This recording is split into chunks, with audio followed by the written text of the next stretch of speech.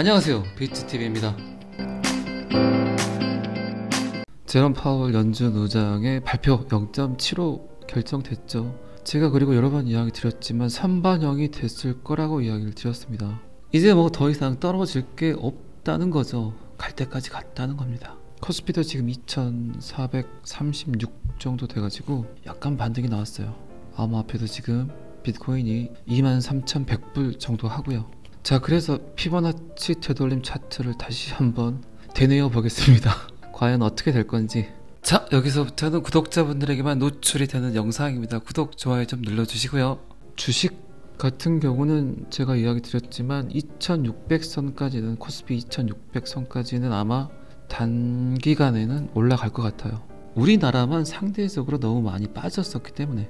그런데 이게 페이크일 수 있어요. 속임수일 수 있다는 겁니다.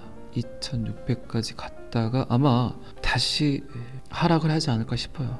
그때 이제 암호화폐가 어떤 식의 비트코인이 어떻게 움직이는가가 가장 중요하겠죠. 피보나치 되돌림을 보게 되면 역사적으로 항상 지금 보이시죠? 0.618 자리에서 엄청난 반등이 왔었다. 그리고 한 번 더 반등이 왔었다. 그런데 요번에 0.618 자리를 찍어서 다들 요거를 예상을 했는데 금리, 미국의 양적 완화, 인플레이션, 경기 침체, 그리고 지정학적 요건, 러시아, 우크라이나 전쟁이죠. 이런 사건들 때문에 한 번 더 내리꽂았죠. 그리고 정확하게 0.786 자리에서 반등이 나왔습니다. 반등이 나온 건 아니죠. 하락을 멈췄다고 해야 올바른 표현이겠죠. 자, 그러면 어디를 먼저 가야 될까요? 28,800불, 이 자리, 역사적인 반등이 나왔던 자리를 가야 되겠죠. 이 자리가 28,800불이란 얘기입니다. 28,800불이면 생각나는 거 있으시죠? 일론 머스크의 평단이 28,800불이었죠. 일론 머스크가 요건 체크했던 것 같아요. 0.618 자리를. 내 평단을 이 자리에 맞춰 놓으면 항상 상승을 하더라. 그런데 일론 머스크도 낚여가지고 하락을 해버렸죠. 그리고 이번에 손절 처리를 했습니다. 비트코인이 25%를 남겨놓고 손절 처리를 했어요. 그런데 일론 머스크 같은 경우는 1차적으로 이익 실현을 했기 때문에 지금 제 생각에는 일론 머스크가 거의 똔또이, 이거 뭐 전라도 사투리인가? 똔또이, 그냥 번 것도 없고 잃은 것도 없고 그런 것 같아요. 그런데 25%를 남겨놨다는 건 이제 상승을 기대한다는 얘기죠. 지금 이 구간에서 요만큼 28,800불 자리만 가더라도 그에게는 그냥 이익 실현을 할 수 있는 구간이 아닐까요? 그리고 이제 거기서 더 상승을 한다는 건 이제 여기서부터는 이익이 되는 구간이겠죠.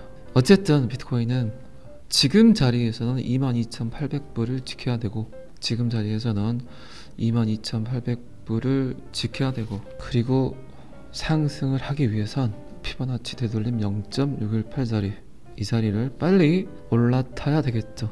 오늘은 제가 영상을 오후에 또 업로드를 합니다. 제가 이제 학기가 끝나서 시간이 좀 여유롭습니다. 제가 시간이 되면 하루에 2개 정도는 업로드를 하려고 생각 중이에요. 어쨌든 지금 구간이 굉장히 비트코인에게 중요한 구간입니다. 그러니까 할 수 있으면 2개씩 업로드를 한번 해보도록 하겠습니다. 좀 귀찮으실까요? 보시는 게? 좀 귀찮다는 민원이 발생을 하게 되면 하나만 하겠습니다. 자, 어쨌든 역사적인 비트코인이 상승을 했던 피보나치 0.618 자리, 지금 상황에선 어쨌든 0.618 자리까지 먼저 도달을 해야 된다. 그래야 떡상할 수 있다. 이렇게 쭉 갈 수 있다겠죠. 골이 깊으면 깊을수록 더 많이 상승하게 됩니다. 스프링 같은 거죠. 스프링 더 움츠려야 더 높이 가겠죠. 자, 비트코인 차트는 여기까지만 보시고요. 미 상원 의원이 $50 미만 암호화폐 거래 면제 법안을 제안을 했습니다. $50면 얼마 정도 될까요? 6만원 정도 될까요? 제가 이 기사를 보면서 든 생각이 있습니다. CBDC가 나오고, 그리고 또 CBDC가 나오면 암호화폐는 다들 사라질 거라고 이야기를 하죠. 그런데 CBDC에 관한 문제점은 제가 여러 번 여러분들께 이야기를 드렸습니다. 인간 존엄성, 인간 존중, 개인정보 보호, 여러가지 문제가 걸려있죠. 내가 쓰는 돈을 그 누군가가 다 보고 있다면 굉장히 힘들겠죠. 그래서 디지털 안에서도 분명히 익명성을 요구하는 화폐가 있어야 됩니다.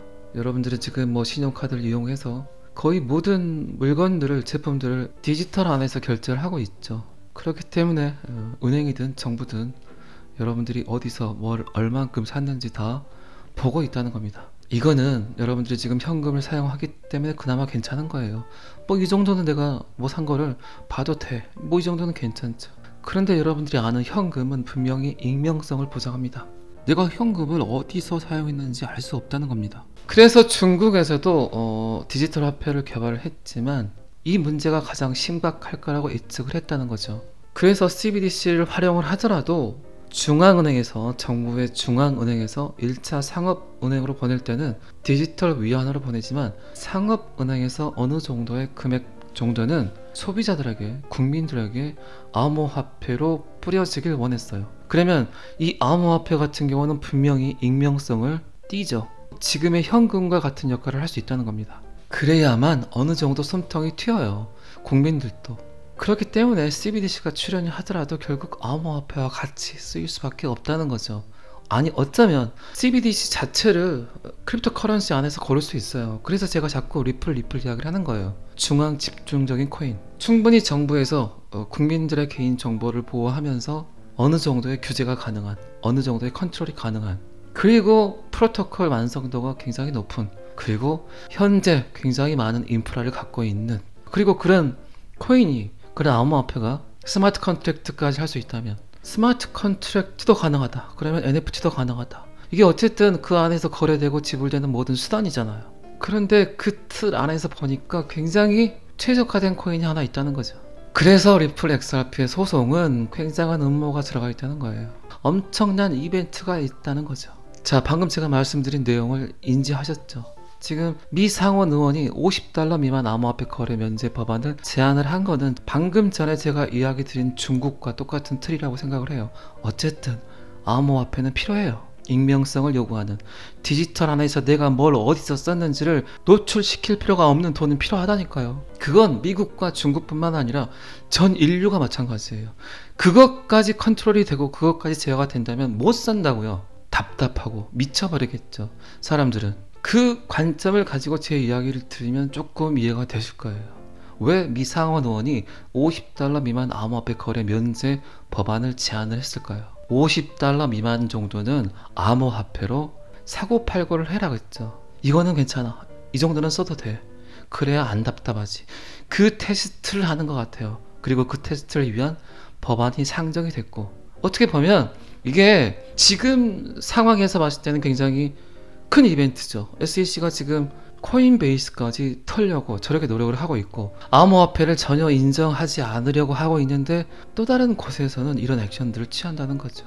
자, 그러면 누가 거짓 시그널을 보내고 있을까요? 제 판단은 이게 맞다는 거죠.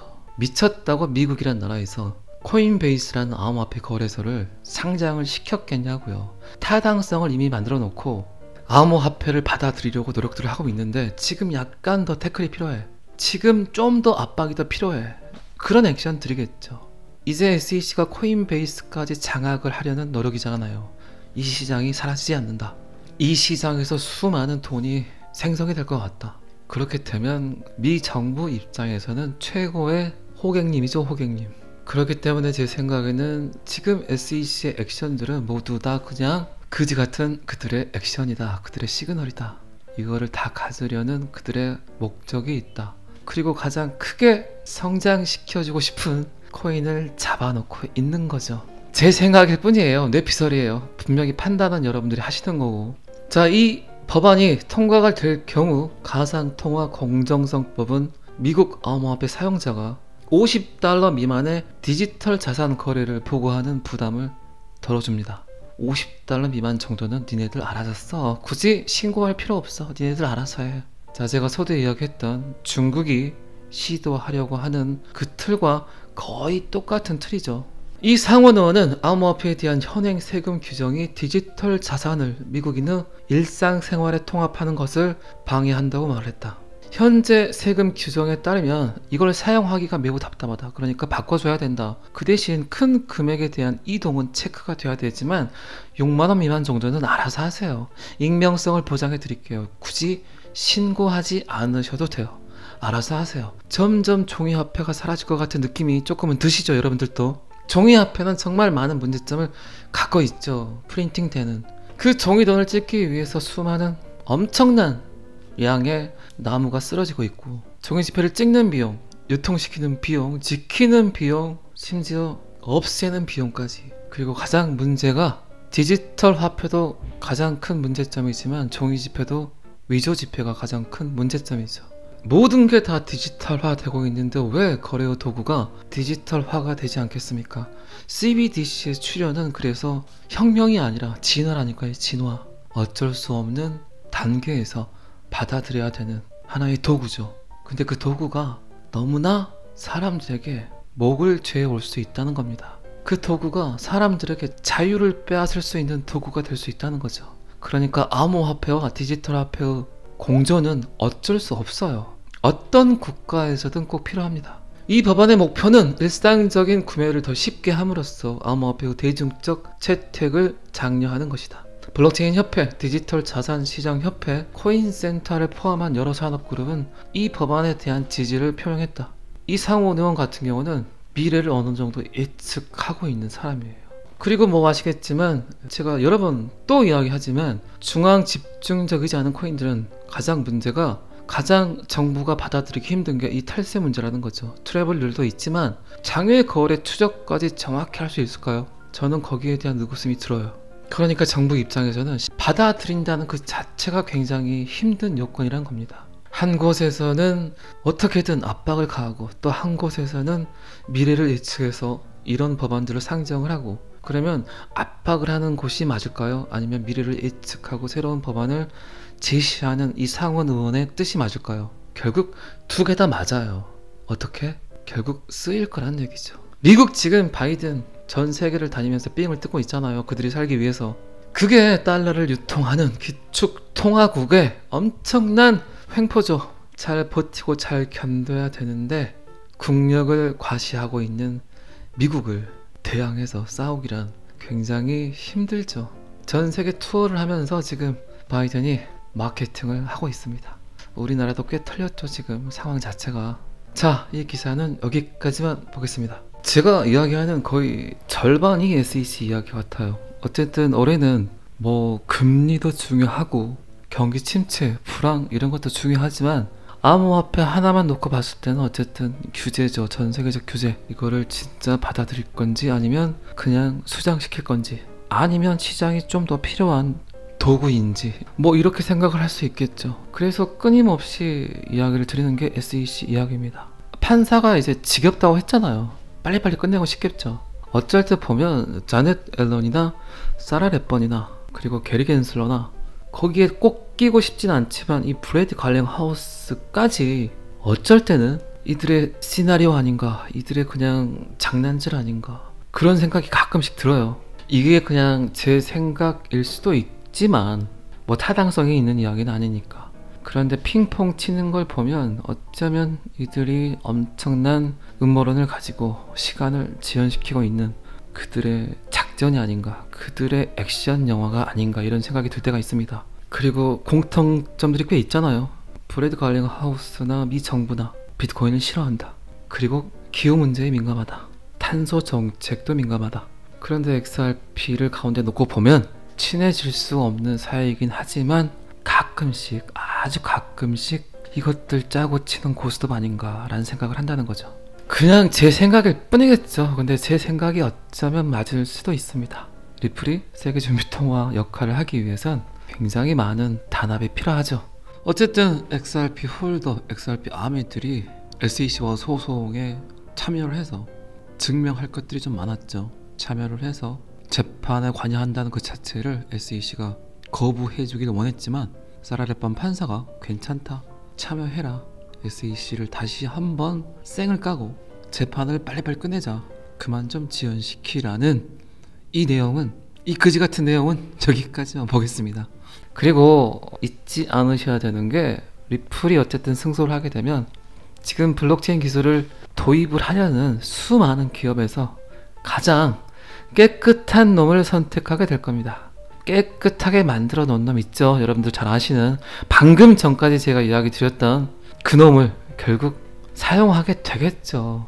엄청난 돈을 세이브할 수 있는데 데이터베이스를 구축하기 위해서 기업에서 쓰고 있는 천문학적 돈이 세이브가 되고, 그리고 그걸 직접적인 거래의 도구로 활용할 수 있다면 얼마나 많은 기업들이 새로운 이윤 창구가 생기겠어요. 그렇게 된다면 분명히 소비자들에게도 혜택이 가겠죠. 제품 가격이 떨어진다거나 뭐 여러가지 형태로 충분히 보상을 받을 수 있는 구조라는 겁니다. 블록체인 기술을 기업에서 사용을 하고 싶은데, 예를 들어서 여러분들이 기업의 대표라면 어떤 놈을 사용할 것 같습니까? 깨끗한 놈을 선호하겠죠. 아무런 제재가 없는, 법원에 불려갈 일이 없는, 그냥 요거 써도 괜찮다고 땅땅땅 해놓은 놈을 선택을 하겠죠.